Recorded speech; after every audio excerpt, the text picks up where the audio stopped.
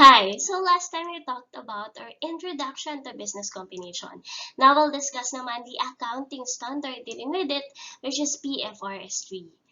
So, overview, we'll discuss objective, core principle, and then scope, and then the acquisition method of accounting. PFRS 3 business combination, its objective is the relevance, reliability, and comparability of business combination transactions. Its core principle is that general rule, you'll use the acquisition date fair values. PFRS 3 does not apply to the following. So, hindi to kasali sa PFRS 3 if it's a joint ventures kasi it's accounted for under PFRS 11, joint arrangements. And then, acquisition of an asset that does not constitute a business kasi per PFRS 3, dapat business siya. Yung binili mo, business siya, meaning meron kang input, meron kang process, and then output for it to be accounted for under PFRS 3.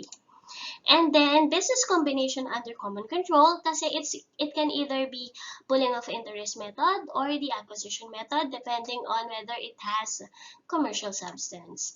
Investment entity at FVPL kasi FVPL na yung accounting natin sa kanya. For not-for-profit organizations or NPOs, iba daw kasi yung objective mo when you combine businesses that are not profit-oriented. So, dapat hindi siya, first, hindi applicable yung fair valuation. Just to illustrate, this is not an absolute rule. All of this should be, or any business combination transaction or acquisition transaction should be evaluated based on the applicable standard. Okay, just to illustrate, example lang to. If you own less than 20%, then perhaps this is an asset acquisition. If it's a financial instrument, it should be accounted for under PAS 30 to 39 PFRS 9. If you have significant influence, kunwari you have 20 to 50% ownership, so it should be accounted for as an associate. If you have joint control, may kahati ka, may sharing kayo ng control, then that's under PFRS 11, joint arrangement. However, if you have control, meaning you have the ability to decide on the governance of the acquiree, then it's accounted for under PFRS 3, PAS 27, and PFRS 10. For now, we'll discuss muna yung PFRS 3, but on our succeeding modules, we'll discuss the rest. Acquisition method. So, we follow four-step process. First is the identification of the acquirer, then determination of the acquisition date, recognition of assets, liabilities, and any non-controlling interest, and then recognition of goodwill or gain on bargain purchase. We'll discuss this individually. First, identify the acquirer. Acquirer is usually the entity that transfers the cash or other assets, incurs the liabilities, issues its equity interest, except for reverse acquisition. We'll deal with reverse acquisition later on in this chapter. Pero for now, ano ba yung tawag dun sa mga ibinayad ni acquirer? Kasi si acquirer, siya yung bumili. So, ano yung pinambayad niya? Ang tawag doon, consideration transferred. Okay, so kanino niya binayad tong cash or other assets? In-assume yung liability saka nag-issue ng equity interest kay acquiree ba? No, to the previous owners of acquiree. Okay.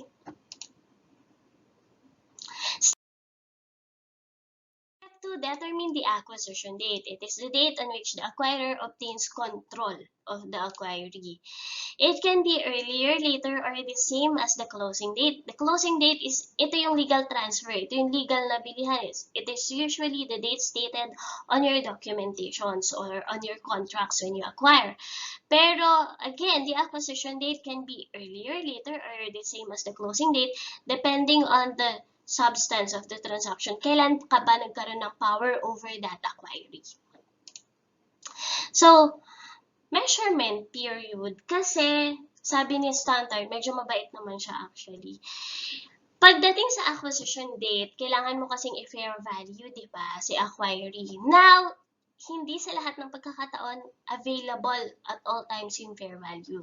So, for you to be given enough time to fair value all the net assets, then you have 1 year measurement period for which you can adjust the provisional amounts assigned to the net assets acquired. Okay, then step 3, recognize the assets, liabilities, and any non-controlling interest. Paano mo sila i-value? Sabi natin, fair value. Pero wait, anong isasama natin sa assets? Intangibles? Yes. Previous goodwill? Oops, no. Prepaid expenses or other prepayments? No. Why? Kasi sabi natin, identifiable assets acquired. And for it to be identifiable, the assumption is that you can sell it separately. Can you sell goodwill and prepayment separately? No, it's indispensable with the entity being acquired. So, hindi mo siya sinasama sa fair value ng assets acquired. Okay?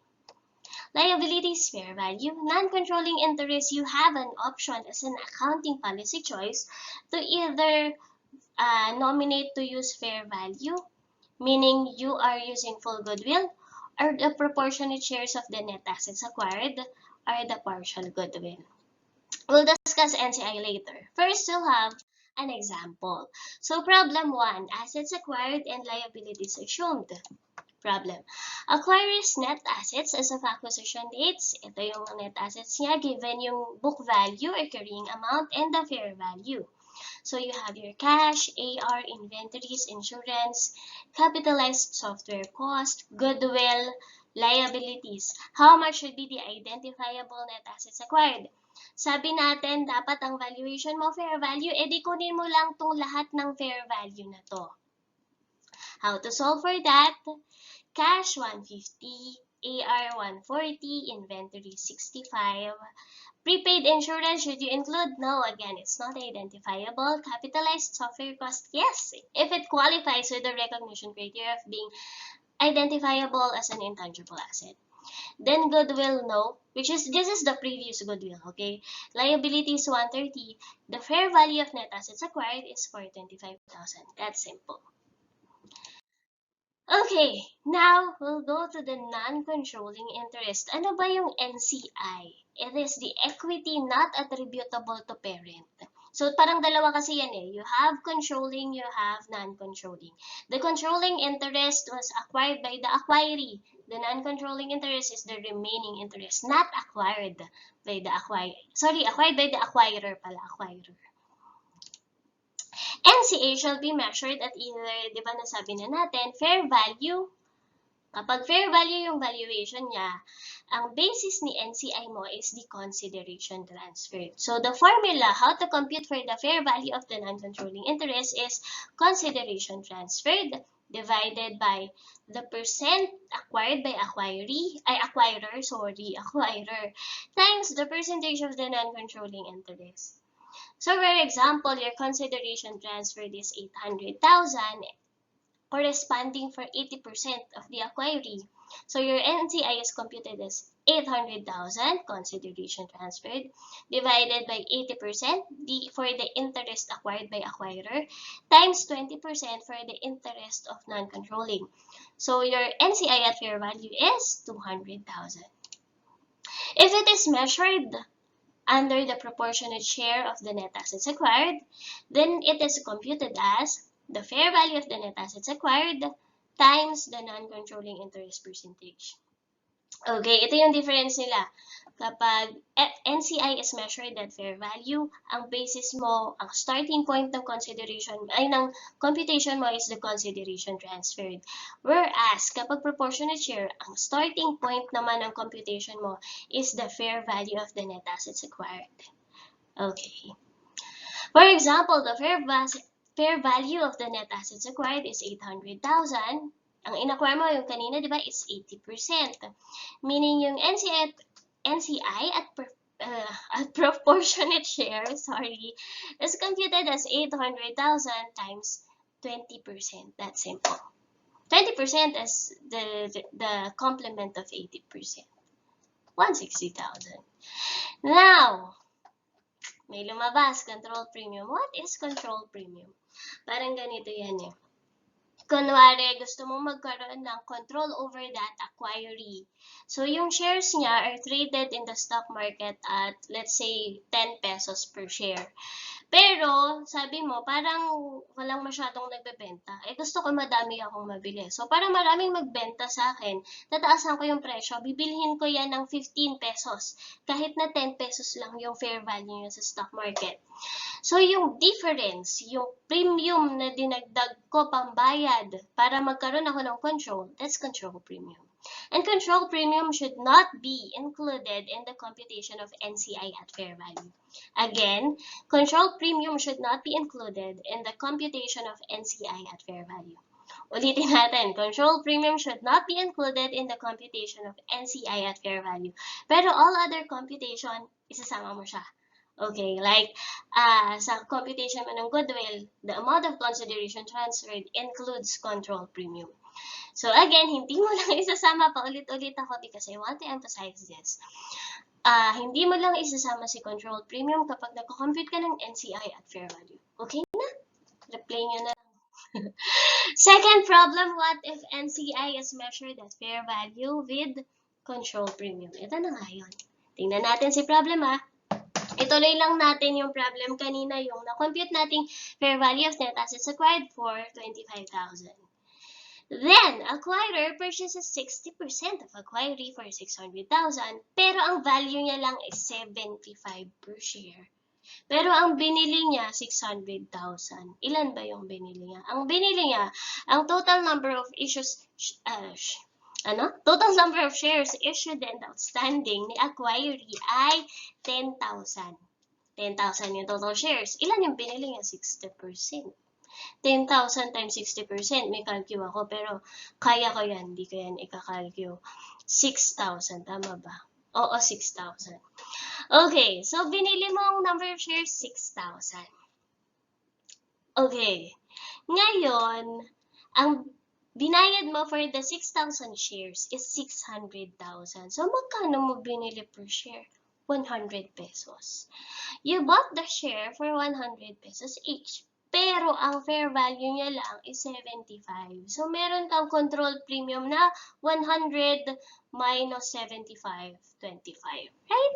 Tuloy natin Ito na pala question Determine the amount of NCI at fair value and determine the control premium. First, NCI at fair value is computed as number of shares, 10,000. Ilan dyan ang binili ni acquirer? 6,000. Ilan dyan ang kay NCI? 4,000. Number of shares ni NCI, 4,000, times the fair value per share. Sabi natin, hindi natin isasama sa NCI at fair value computation si control premium, right? So, dapat 75 lang yan, not 100. So, the fair value of NCI is 300,000. Now, with control premium, computed as number of shares ni acquirer, 6,000, fair value per share, 75. So, dapat ang binayad niya lang kung fair value niya binili for 50,000. Kaso, binayad niya 600,000, meron siyang dagdag control premium na 150,000. Okay, problem number 3, NCI at proportionate share. Problem, same problem lang siya, except that ang hinahanap mo, NCI at proportionate share. Solution, the fair value of net assets acquired for 25,000 still, and then times the percentage of the non-controlling interest, 40%, your NCI at proportionate share is 170,000. Okay. Step 4, how to compute for goodwill or gain on bargain purchase. The formula is consideration transferred. Magkano yung binayad mo at fair value? You should include contingent consideration also at fair value or the best estimate. Non-controlling interest, either at fair value or proportionate share, plus the previously held equity interest. We'll discuss that on the next slides, okay? So, let's skip muna that. Yan. And then, total value of the business minus the net identifiable assets acquired or the fair value of net assets acquired. If it's positive, goodwill. If it's negative, gain on bargain purchase. Now, how do you record goodwill or bargain purchase?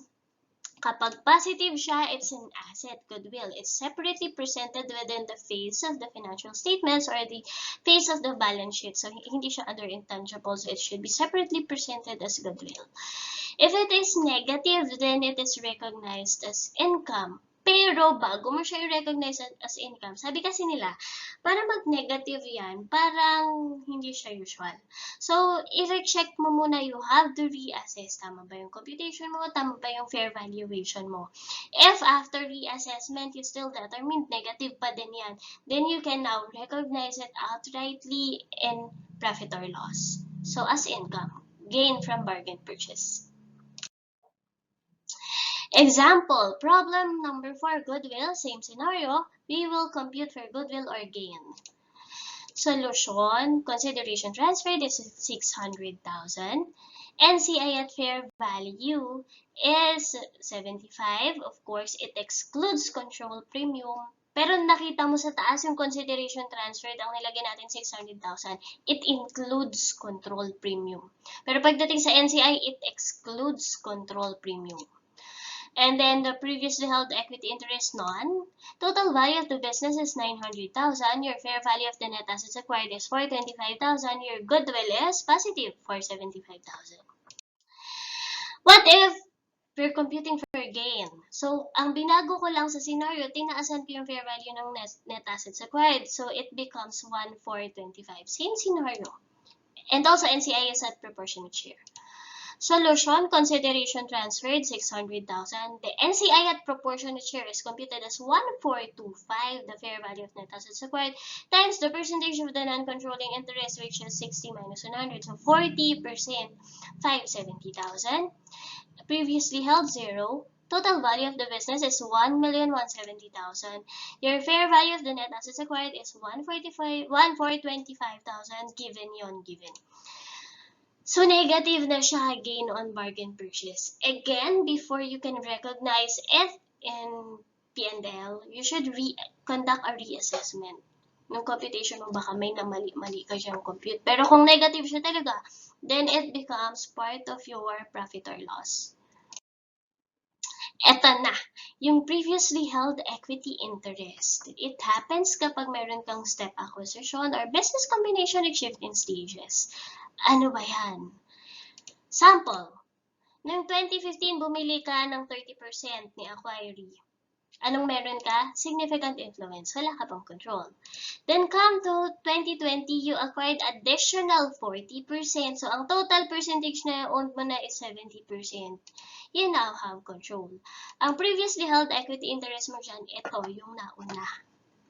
Okay, itong 30%, previously held equity interest yan. Another scenario, nung 2015, you acquired 30%, so you have significant influence. Nung 2018, you acquired additional 10%. Significant influence pa rin kasi 40% pa lang. Pagdating ng 2020, you acquired additional 40%. So, ilan lahat yan? 30, 10, 40, 80%. So, you now have control. Ang previously held equity interest mo dyan, itong dalawa. Okay. Yung 30 sa katin.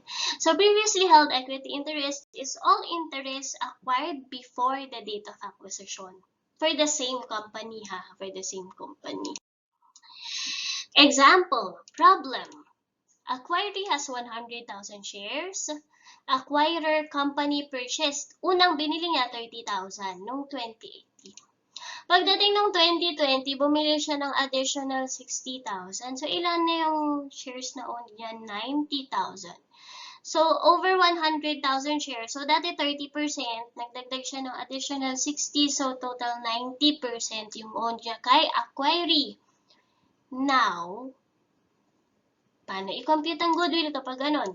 Consideration transferred should be for the additional 60 only. Wag mo isama yung nauna, ha? Dun sa consideration transferred. It should be what you bought during the date of acquisition. So, consideration transferred is 60,000 shares times 6 pesos. 360,000. Then, your NCI is computed at, sabi fair value daw, diba? Full fair value basis. So, you should based on the consideration transferred. Pero alisin mo yung control premium kasi although Acquiree shares we're selling at 5 pesos. So, dapat 5 pesos lang kasi yun lang yung fair value niya. May piso kang control premium. So, again, yung control premium, isama mo sa consideration transferred. Tanggalin mo sa NCI fair value. Okay? So, kaya dito sa consideration transferred, 6 pesos yung basis natin. Pagdating sa NCI at fair value, 5 pesos lang yung basis natin. Times 10,000 shares. Bakit 10,000? Kasi 10,000 na lang yung hindi mo own. Out of 100,000, nabili mo na yung 60 saka yung 30. So, 90. So, 10 na lang yung hindi mo own. 10 na lang yung non-controlling interest. So, your NCI at fair value is 50,000. Your previously held equity interest should be at fair value at the date of acquisition. Kasi diba fair value at date of acquisition yung core principle natin. So magkano yung fair value at date of acquisition? That's 5 pesos, the fair value. Times, ilan yung previously held mo na shares? 30,000. So 30,000 shares. It was 150,000, so the total value of the business is 560,000 minus the fair value of the net assets acquired 500,000. Given ba yun? Yes, given ito, 500,000. Then your goodwill is 60,000 pesos. Dali lang. Ito, reverse acquisition. Ito yung nabanggit ko nung unang-unang slide. Diba? What if baliktad si acquirer siya si acquiree, si acquiree siya si acquirer? Paano yan? Ito occurs when baligtad nga, di ba? So, kailan siya usually nangyayari? Kapag meron kang backdoor listing. Ano yung backdoor listing? Kasi ganito yan. Merong private company. When you say private company, it's securities, particularly the equity securities are not traded in a stock exchange. Okay? Pero meron kang private versus public or PLC, publicly listed company. Kapag publicly listed company or public company, it's shares or equity instruments are traded in the stocks exchange. Okay? Ngayon kasi, merong mga private company gusto nila mag-public. Bakit nila gustong maging public? Kasi mas madali ang access ng fund kapag listed ka na sa stocks exchange. Ang problema, kapag magpapalist ka sa stocks exchange, mahal, saka medyo mahaba yung proseso, madugo, may mga due diligence, saka kung ano-ano pa. Basta madaming gagawin. Eh kung tamad ka, charot. Hindi, ito, yung backdoor listing is an alternative to, instead of directly listing your shares, you acquire a company that's already listed. Tapos papa-acquire ka sa kanya. You acquire and then papa-acquire ka sa kanya. How does that happen? So, ikaw yung private company, gusto mo maging public. So, ganito gawin mo. Yung shareholders ng private company, bibilin niya yung shares ni public company. Tapos si public company, bibilin niya yung shares ni private. Nakita niyo yun? Nag-ikotan sila. In legal form, ang bumili si public company kasi siya yung bumili ng shares ng isa pang kumpanya, diba? So, siya yung legal acquirer. Tapos si private company, siya yung legal acquiree. Pero pag tinignan mo yung substance niya, wait lang. In effect, yung si private, kanya na si public eh. Diba? Kasi ultimately, isa lang yung may-ari sa kanila. So, in substance, in accounting, your acquiree is the public company and your acquirer is the private company. Example. Mask, a private limited company, has arranged for Face, a public limited company, to acquire it as a means of obtaining a stock exchange listing. Analysis, legal acquirer is Face, legal acquiree is Mask. Pero in accounting, your acquiree is Face and your acquirer is Mask. In terms of number of shares issued by Face to Mask is 15 million. After the business combination, Face now has 25 million shares, si Mask 6 million pa din. The fair value of their net assets, Face is 18 million, Mask is 30 million. The fair value per share is 2 pesos for Face and 6 pesos for Mask. How do we compute for Goodwill? Solution, the percentage of Face deemed acquired by Mask computed as 15 million shares, kung ilan yung shares na in-issue ni Face kay Mask, over the number of shares after the business combination, so that's 60%. The number of shares issued is if mask is the acquirer is 6 million shares divided by 60%, the percentage equity interest above, times 40% equals 4 million shares. Times the fair value per share of 6 pesos, your deemed consideration transferred is 24 million. And then your fair value of net assets acquired, 18 million, your goodwill is computed as 6 million. Okay. Finally, acquisition-related cost. Ano ba yan? These are the costs that the acquirer incurs. Ito yung mga gastos mo sa business combination na hindi siya yung consideration transferred. Okay?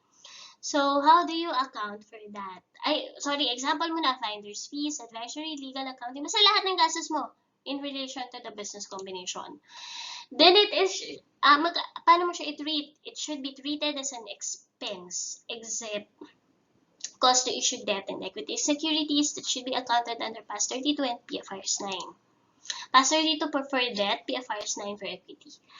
Therefore, in summary, direct cost of business combination expense, indirect cost expense, debt issuance, it should be under PAS 32 amortized using effective interest method.